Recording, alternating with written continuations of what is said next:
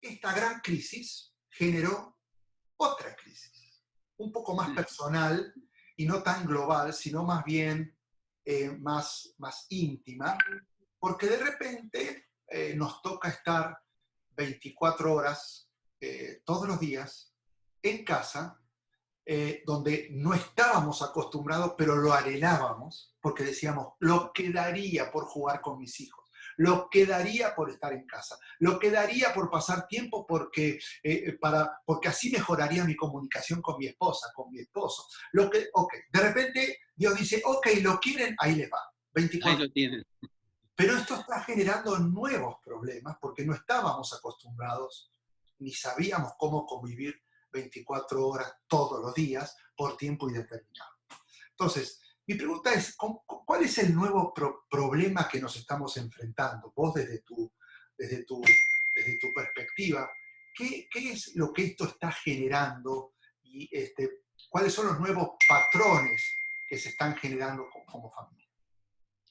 Bueno, en realidad yo creo que estamos como mundo ante una situación inédita, nunca, perdón, no, corrijo, una situación inédita para nuestra generación, porque a decir verdad, el mundo ya ha vivido situaciones como estas, solo que nuestra generación y la generación de nuestros padres no lo han vivido aún.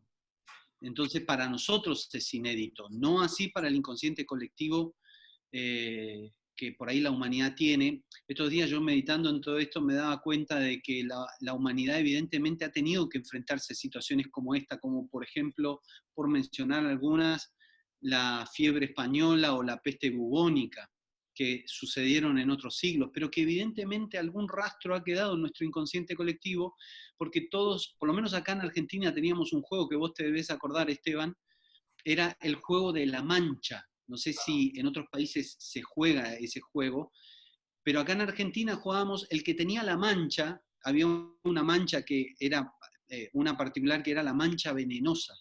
El que tenía la mancha tenía el veneno y era el que contagiaba a todos los demás. Entonces tenía que perseguir a los demás niños para tratar de contagiarlos, para no ser el único manchado. Y el único lugar seguro donde los niños podían estar libre de la mancha era lo que se llamaba el pido, que hoy representa nuestro hogar, nuestra casa, ¿no? Donde tenemos que hacer la famosa cuarentena.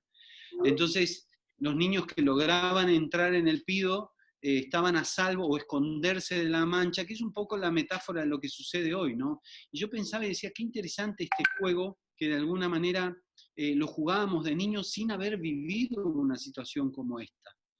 Y si bien creo que como humanidad no es algo nuevo, sí para nuestra generación.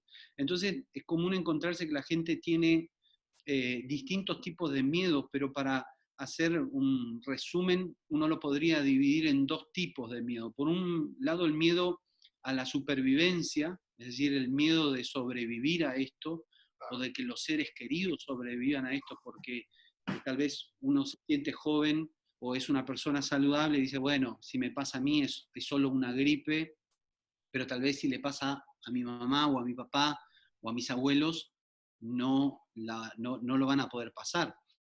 Y el otro miedo, la otra pandemia que está sucediendo hoy en día en el mundo es la pandemia de la ansiedad, la pandemia de pensar que se puede caer en la ruina, de que cómo voy a hacer para sobrevivir si esto de la cuarentena se extiende demasiado tiempo, ¿no? ¿Qué va a pasar con nuestro mundo? ¿Va a volver a ser el mundo de antes, el mundo de siempre?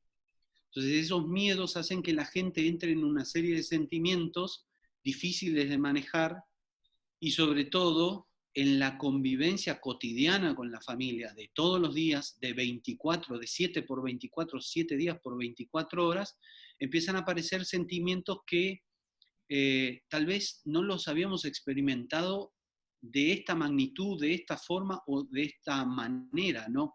Por ejemplo, una de las cosas que yo estoy viendo en los pacientes, algo que sucedió a partir de que todos han pedido sesiones online, A que ver, muchos me decían, Omar, ¿te están sí, pidiendo sesión a partir de estar todos juntos o son problemas que vienen arrastrando?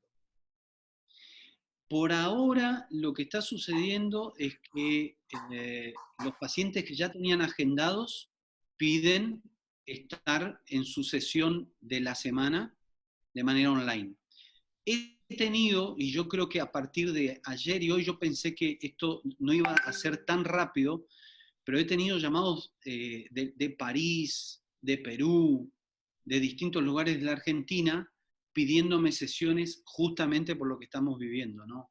Ya bien sea por el miedo a la supervivencia o porque esto genera conflictos dentro de la pareja o dentro de la familia.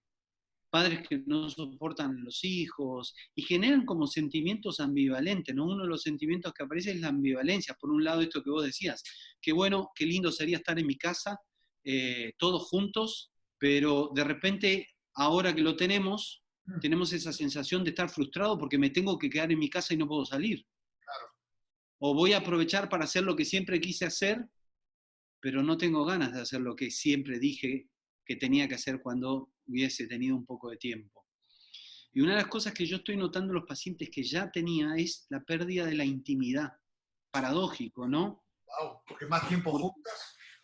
Exactamente, más tiempo juntos se pierde la intimidad. Los pacientes me dicen, no tengo un lugar donde charlar con vos tranquilo. Ese ir al consultorio era mi espacio que tenía con vos, ahora estoy rodeado de mi familia, no hay nada que esconder, pero hay lugares como, por ejemplo, trabajar, que lo hacemos en determinados momentos sin la fiscalización de nuestra esposa, de nuestros hijos.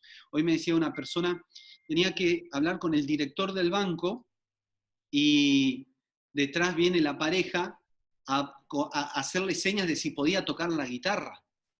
Entonces, ella estaba con el director de su banco, con el jefe de la compañía, y la pareja estaba detrás haciéndole señas que quería tocar la guitarra, ¿no? Entonces, esa pérdida de la intimidad ha hecho que nos sintamos invadidos en espacios que son necesarios para nosotros como seres humanos mantenerlos en lo individual, ¿no? Wow. Es decir, que cuando trabajamos, no es lo mismo hablar con un jefe en su oficina a solas que hablar con un jefe vía videoconferencia con mi esposa dando vuelta detrás.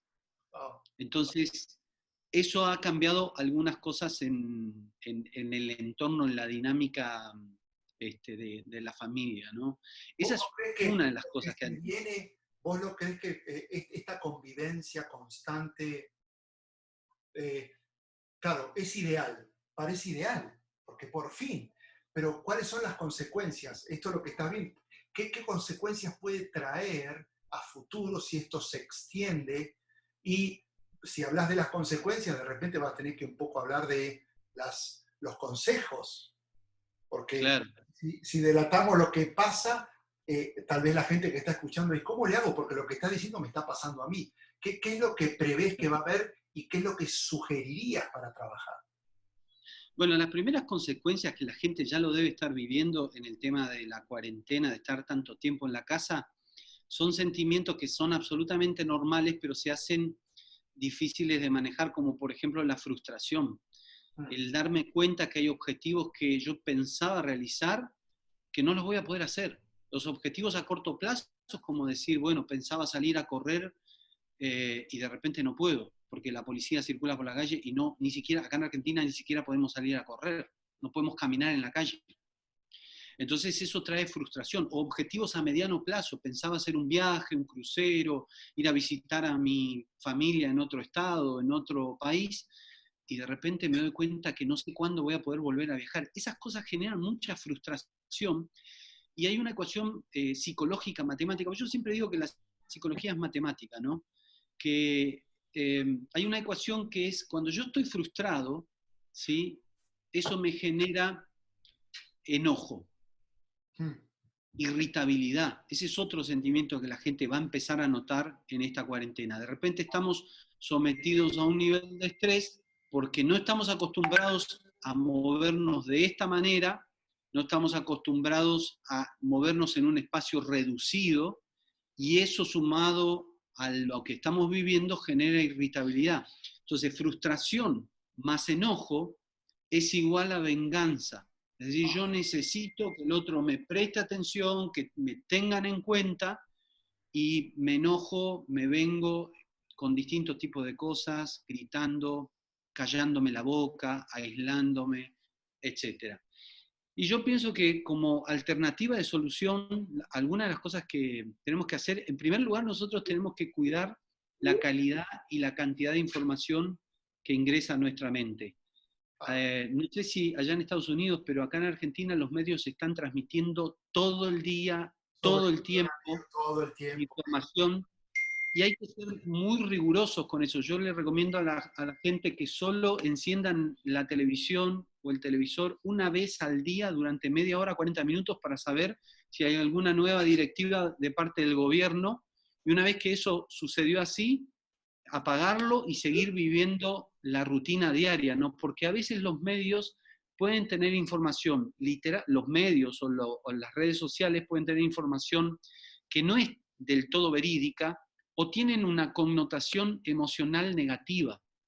Entonces eso también me hace daño, porque a veces los medios de comunicación transmiten desde lo que ellos pueden transmitir desde la corporación, y no transmiten cosas que a la gente le hace bien. Entonces uno tiene que poder limitar esa información, limitar la cantidad de tiempo que uno se expone a esas cosas. Por otro lado, también yo creo que hay que tratar de evitar los extremos. Evitar los extremos, porque hoy a mí me ha pasado ver pacientes que están como si nada, como si el mundo no hubiese cambiado, están en un extremo de negar la situación, de hacerse los distraídos, porque es una manera de poder seguir adelante. No, esto seguramente van a encontrar la vacuna, esto debe estar ya todo preparado para que después nos vendan la vacuna. Entonces, esto es algo que cuando se esté generando más problemas va a aparecer la solución, y de alguna manera niegan la gravedad de lo que estamos viviendo. Y en el otro extremo están aquellos que tienen pensamientos catastróficos, ¿no? Que no pueden parar de pensar. Me pasó hoy a la tarde una paciente que tenía pensamientos obsesivos graves, que había logrado mejorar un montón, que de repente me llaman con urgencia pidiéndome hablarme, por favor, dame una sesión urgente, porque muchos de estos pensamientos obsesivos habían vuelto a aparecer. Y es interesante porque yo, que la conozco, puedo identificar que todos estos pensamientos están asociados al temor, al miedo, a que la vida no vuelva a ser la misma después de lo que estamos viviendo. Yo, que la conozco a esta paciente, sé que tiene que ver con que está encerrada todo el tiempo, ¿no? Entonces, uno tiene que tratar de mantener el equilibrio. Yo siempre dije, en salud mental, el orden y el equilibrio son saludables. Para hacer un diagnóstico psicopatológico, cualquiera sea, siempre uno se va a uno de los extremos. Si una persona está muy, muy decaída, desganada, decimos que puede estar en una depresión. Ahora, si la persona está en el otro extremo, gasta dinero que no debe gastar, no puede dormir porque tiene proyectos y se le ocurren cosas al punto tal que no puede descansar, decimos que está en una manía, es decir, en un proceso maníaco. Entonces el equilibrio, estar en el centro, ni muy desganado, ni muy eufórico, el equilibrio es lo que a nosotros nos trae salud mental. Así que esto es algo que hay que cuidar mucho. Ahora, por ahí alguno dice, bueno, ¿cómo hago para cuidar mi equilibrio emocional? Bueno, yo creo que uno tiene que identificar el pensamiento que genera algún sentimiento negativo. Si la persona que nos está escuchando tiene un sentimiento negativo predominante, puede ser el miedo, puede ser la indiferencia, puede ser la irritabilidad, como decíamos hace un ratito, tiene que poder identificarlo, ese sentimiento. Porque si yo tengo un sentimiento predominante, que es el temor, eso es algo que evidentemente le tengo que prestar atención. Ese sentimiento tiene detrás una idea o un conjunto de pensamientos. Por ejemplo, yo tengo miedo constantemente. Cuando me pongo a pensar, tal vez tengo miedo a que el dinero no me alcance, a que mi negocio quiebre porque no puedo vender en este tiempo. Cuando encuentro ese pensamiento que me genera temor, tengo que encontrar un pensamiento alternativo, un pensamiento diferente. Hoy a la mañana atendí a un paciente que está en crisis con todo esto del coronavirus y la cuarentena, y ella me venía diciendo que acá en Argentina, él es tucumano, entonces él quería hacer empanadas tucumanas para mejorar el ingreso a la casa, para contribuir con más dinero a la casa. Entonces hoy me dijo a la mañana, Omar, no lo puedo creer, mis expectativas de hacer empanadas tucumanas fueron altamente superadas. Yo tenía pensado vender X cantidad de docenas por semana y estoy vendiendo más del doble de lo que yo pensaba vender, porque la gente sabe que lo vende, le encarga, pasa a retirar las empanadas por su propia casa. Y yo le dije, mirá qué interesante lo que me está diciendo esta tarde cuando esté en conferencia con mi amigo Esteban de Houston, voy a contar tu ejemplo, porque es un ejemplo lindo de cómo en una crisis es una oportunidad para crecer, es una oportunidad para hacer algo diferente. Y eso es lo que yo le animo a la gente que haga. Es difícil cuando uno está acostumbrado a tener ese sentimiento predominante negativo, identificarlo. Pero una vez que uno lo identifica, hay que encontrar un pensamiento alternativo, algo que me ayude. Por eso la Biblia, yo siempre digo, es un libro de psicología cognitiva. La Biblia dice, es imposible agradar a Dios sin fe, porque la fe no es otra cosa que un pensamiento que todavía no es real, pero la fe es algo que uno lo cree como si fuese, aunque aún todavía nuestros ojos no lo ven. La fe es un pensamiento que me hace tener seguridad ahora de algo que todavía no sucede. Hay un salmo extraordinario que dice, en paz me acostaré y asimismo dormiré, porque solo tú, Jehová, me haces vivir confiado. Solo tú, Jehová, no tú y la economía, no tú y la vacuna contra el coronavirus, no tú y las medidas políticas de cada gobierno, solo tú, Jehová, me haces vivir confiado. Ahora, fíjate que no dice, en paz me acostaré, asimismo dormiré, me acuesto y duermo en paz, puedo dormir, porque solo tú, Jehová, me haces dormir confiado. Jehová me hace dormir en paz. No dice eso el salmista. Dice, solo tú, Jehová, me haces vivir confiado. Y es porque vivimos confiados que podemos dormir en paz. Hay otro texto bíblico que es extraordinario. Dice, en vano es que el hombre se levante temprano a la mañana y trabaje con mucho afán, no lo recuerdo bien, porque después a la noche no puede dormir, algo así. Y una versión de la Biblia dice, en vano es que el hombre se levante a la mañana temprano a trabajar y con mucho afán se cueste a dormir, qué sé yo, porque Jehová da a sus amigos aún mientras duermen. Wow. Y esto es extraordinario. Una versión, yo lo busqué, en la Reina Valera lo dice de una manera, en la otra dice, aún mientras duermen. Dios nos provee lo necesario aún mientras dormimos. Por eso es importante, en este tiempo tan difícil, no negar la realidad de lo que estamos viviendo.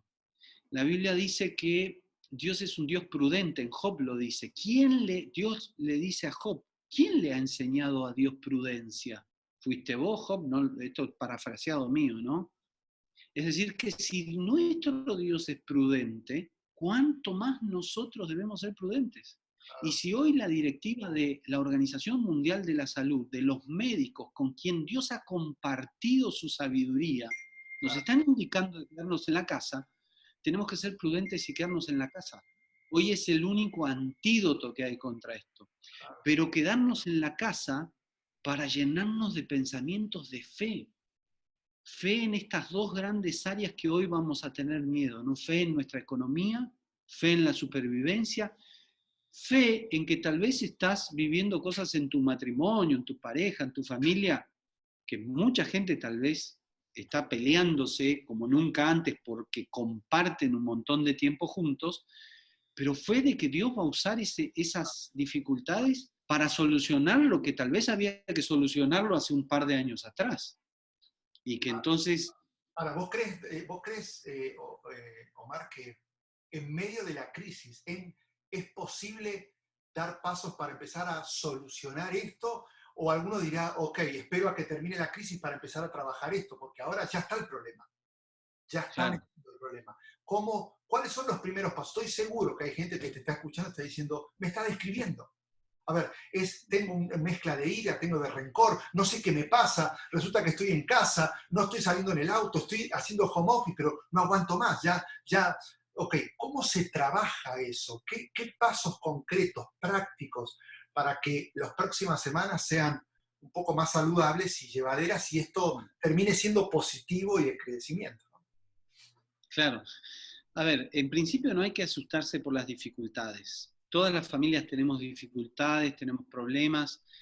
Cuando aparece una dificultad, no es que he fallado en algo o nunca voy a poder lograr tener una familia como la que quisiera tener. No, es un indicador de que hay cosas que hay que cambiar. Los seres humanos somos adaptativos y vamos modelando nuestra conducta de manera dinámica.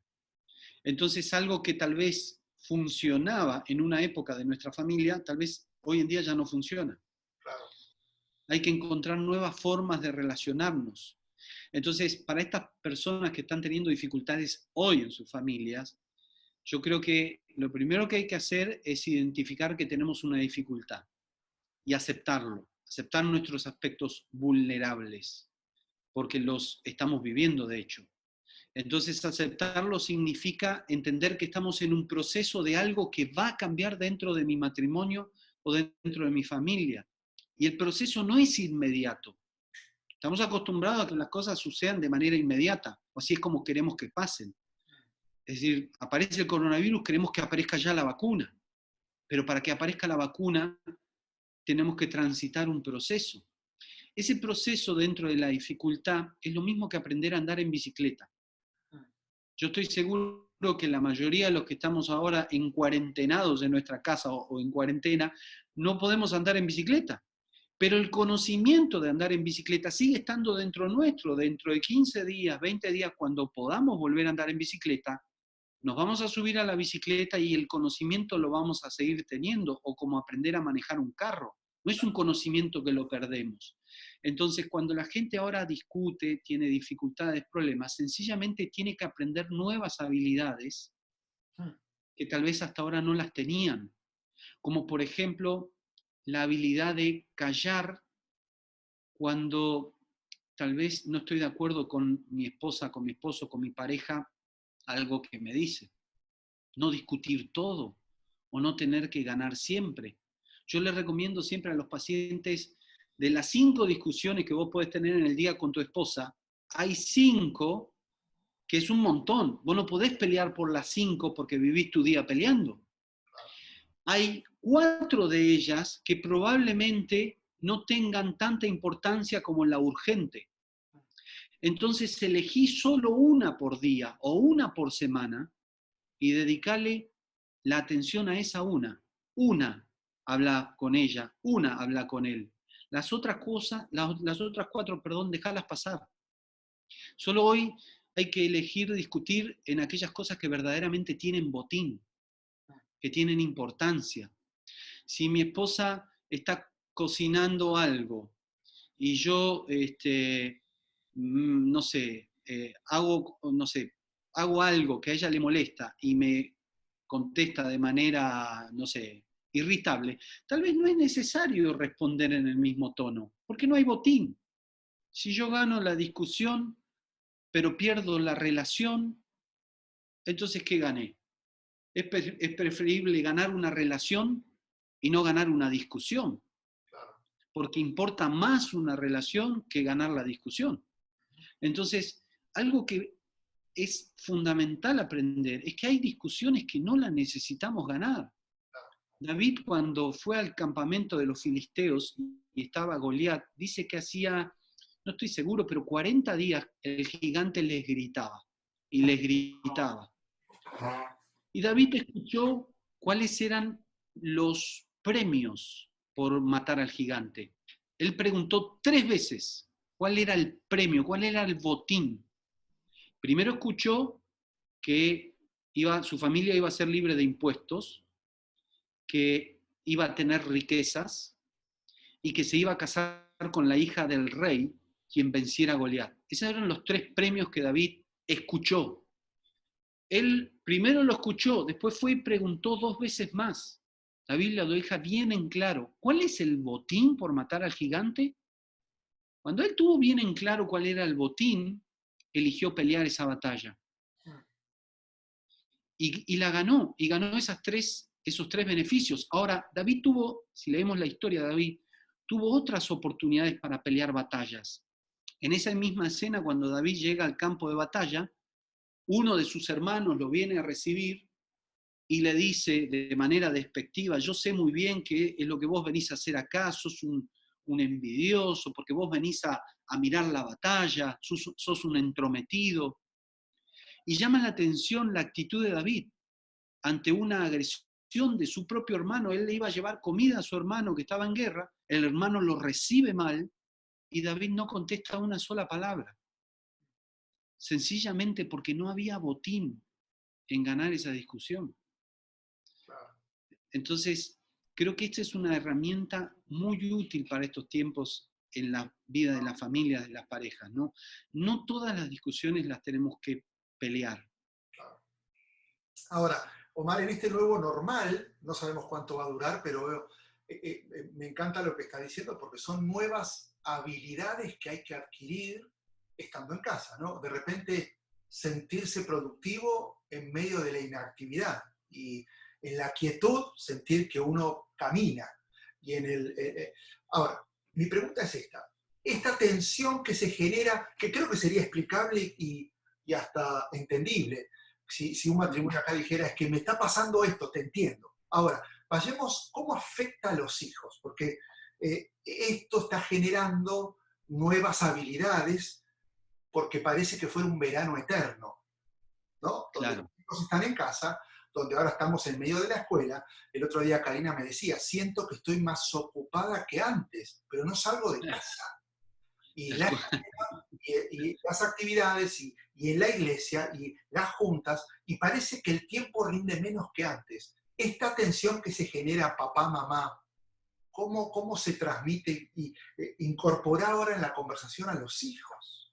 Porque están Claro. acá y en departamentos chiquitos no pueden ni salir. Claro, claro, claro. Y que los hijos encima empiezan a manifestar toda esa falta de descarga de energía y la ansiedad que ellos mismos también están teniendo, porque ellos ven nuestras reacciones. Ellos nos conocen mejor que nadie y saben cuando estamos asustados, cuando tenemos miedo, cuando estamos ansiosos. Ellos lo perciben. Entonces, todo lo que hablamos de los sentimientos de frustración, de tristeza, de angustia, de ansiedad, también lo van a tener los niños. Entonces yo creo que, a ver, con los niños 2 o 3 sugerencias. Es muy cierto lo que decís, yo no lo había pensado, pero me pasa lo que decías, que hablabas con tu esposa Karina, de que uno está en la casa, pero al fin y al cabo está más ocupado. Yo ayer terminé el día mucho más cansado, pese a que literalmente tuve menos cantidad de trabajo del el trabajo formal que habitualmente tengo. Y eso tiene que ver con el cambio de la dinámica o la sobrecarga de tiempo que estamos con nuestros familiares. A ver, yo recomendaría 2 o 3 cosas. Primero y principal, individualmente y para con nuestros hijos, tenemos que permitirnos tiempos para estar a solas en nuestra propia casa. Tiempos de intimidad. Los seres humanos somos individuos, en primer lugar. Hay un dicho en psicología que siempre decimos: el canal de parto y el ataúd son 2 lugares diseñados para transitarlo solo. El resto de la vida nos llenamos de gente, pero eso marca que si el comienzo y el fin son procesos que vivimos individuales, nosotros debemos respetar nuestra individualidad y la de nuestros hijos. Hay momentos que tal vez tus hijos no quieran interactuar contigo, mamá, papá, y eso no quiere decir que no te quieren, no quiere decir que están mal, quiere decir que necesitan estar un tiempo a solas. A veces en los lugares pequeños, yo lo he visto esta semana con los pacientes, que me resultaba muy gracioso, estaban encerrados en el baño para tener la videoconferencia conmigo, porque la casa de ellos era muy pequeña. Hoy una chica me hablaba del novio que la mamá no sabía que ella tenía, una joven grande pero que todavía vive con su mamá, entonces acercaba el micrófono y me hablaba bajito porque no quería que la madre se entere del novio que ella tenía. Y esos espacios de intimidad hay que respetarlos. Para nosotros como papás, tener espacios donde pueda ir a acostarme, escuchar una música, o leer algo, o cocinar algo sin la interferencia de los niños, y también respetarlo a nuestros hijos. A los chicos, fundamentalmente, o ya directamente con los niños, no hay que sobreexigirles, porque tal vez nosotros como papás pensamos que ellos tendrían que estar en la escuela, tendrían que estar aprendiendo idiomas, tendrían que estar aprendiendo matemáticas, geografía, y lo cierto es que ni siquiera en la escuela tal vez están haciendo tantas tareas como hoy las tienen porque los colegios se las mandan. Yo no sé cómo es allá en Houston, pero mi hijo acá se la pasa quejándose de que ni en época de clase le daban tantas tareas o tantas actividades para hacer. Entonces, si él termina su actividad diaria y cumple con su tarea, su compromiso, ¿por qué yo le voy a obligar a más tareas? Entonces, la interacción tal vez de mi hijo con su mundo social es a través de la Play o a través de un celular con sus amigos en el WhatsApp. Entonces, como papás no nos deberíamos preocupar en este tiempo de cuarentena que ellos tengan una sobrecarga de PlayStation o una sobrecarga de WhatsApp. Tranquilizarnos un poco porque en este tiempo es un poco más normal, es el mecanismo que ellos tienen hoy para comunicarse con el mundo. Aparte, otra cosa importante, ¿no? Nosotros tenemos un solo hijo y yo tengo la contención en mi esposa tiene la contención en mí. Pero mi hijo, ¿a quién tiene de par dentro de la casa? A nadie. Yo puedo hablar con él y me acuesto con él en la cama, hablo de su futuro, como algunas medidas que yo he implementado con él, juego a la pelota en el parque que tenemos aquí atrás y trato de pasar tiempo con él. Pero yo me he dado cuenta en este tiempo que es necesario que él interactúe con amigos. Entonces a la noche, cuando yo me voy a su cuarto antes de ir a dormir, son tal vez la 1 de la madrugada, le digo, hijo, ¿con quién estás jugando? Si estás jugando con un amigo, le digo, quédate hasta las 3 de la mañana, con la condición de que mañana a la mañana duermas más. Si estás jugando solo, jugá 15 minutos más y anda a dormirte. Porque entiendo que esa es su forma de conectarse con sus amigos, ¿sí? Entonces, esas serían algunas sugerencias para con nuestros niños, ¿no? Obviamente vas a venir la semana que viene porque esto hay que continuarlo. Nos pasó algo que lo estamos transmitiendo ahora a través del Facebook de Karina, así que ya la semana que viene lo hacemos de la iglesia. Pero quiero hacerte una sola pregunta más y ya nos desconectamos y esto va a generar más preguntas. ¿Cómo ves la vida? ¿Cómo ves la familia? ¿Cómo ves el nuevo normal después de que todo esto pase? ¿Cuánto va a cambiar todo? Hábitos, trabajo, relación, comunicación. Vayámonos a diciembre, a noviembre de este año. Si Dios quiere, ya vamos a hablar de la historia del antes y después. ¿Qué ves el nuevo normal? ¿Qué patrones como psicólogo podés llegar a suponer que podemos empezar a experimentar? Yo creo que el mundo cambió para siempre. El mundo después de esto no va a volver a ser el mismo. Los estados, cada estado va a tener algunas medidas preventivas y van a haber cosas que nos van a cambiar tal vez en nuestros hábitos. Pero creo que esto es algo positivo, no lo digo en un sentido negativo. Lo digo en un sentido absolutamente positivo. El ser humano es muy adaptativo, siempre nos hemos adaptado a cada crisis y siempre hemos salido mejores de cada crisis. Si miramos la historia de la humanidad, cada cambio importante ha estado precedido por una crisis. Entonces yo creo que vamos a salir mejores. Una de las cosas que yo ya estoy viendo en lo inmediato primero que la gente se está volviendo a Dios y eso es extraordinario. Gente que yo acá en mis vecinos de barrio, siempre he tratado de hablarles y he visto que en este último tiempo la gente está dispuesta a escuchar, está dispuesta a considerar de que Dios existe. Y eso es algo maravilloso, eso es algo extraordinario. Gente que tal vez no tenía intenciones de dar espacio en su vida a Dios. Pero también otra cosa que estoy viendo, que me llama mucho la atención, es la solidaridad o la generosidad que se desata en este tiempo. Porque una de las cosas que meditaba respecto al coronavirus, yo pienso, ¿no?, que este virus es un virus de la arrogancia, porque no estoy diciendo que todos aquellos que se contagiaron son arrogantes, por favor, no estoy diciendo eso. Estoy diciendo que todos aquellos que son arrogantes tienen más probabilidades de contagiarse, porque acá en Argentina lo hemos visto. Cuando el gobierno decía no salgas y el individuo, desafiando la autoridad, salía, no solo que se contagiaba a sí mismo, sino que era el portador de llevar ese virus a varios miembros de su propia familia. Entonces, esto tiene un impacto psicológico muy fuerte en la comunidad. O nos salvamos entre todos, dicen los medios de comunicación acá, o no se salva nadie. Entonces, yo he visto cosas que en los grupos de WhatsApp, los grupos de fútbol, que antes habían rivalidades entre los equipos de fútbol, que habían rivalidades que llegaban a las agresiones, hoy la gente comparte memes y chistes y no existe, se ha limado esa rivalidad, y eso es algo extraordinario. Además de que ha aumentado el sentido de generosidad, de entender que tal vez hay gente que hoy la está pasando mal. Y entonces la gente está empezando a compartir porque entiende que hay otros que no la están pasando tan bien, ¿no? Así que yo creo que esas son algunas de las cosas que a priori van a cambiar.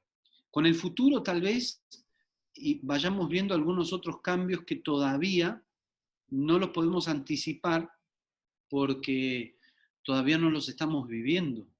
Pero yo me imagino que al haber estado en familia y descubrir el valor de la familia, descubrir que somos seres finitos, que pronto, sea por un resbalón en la bañera o por el coronavirus o por lo que fuera, vamos a partir de este mundo, nos hace tomar dimensión de las cosas que verdaderamente son importantes, ¿no?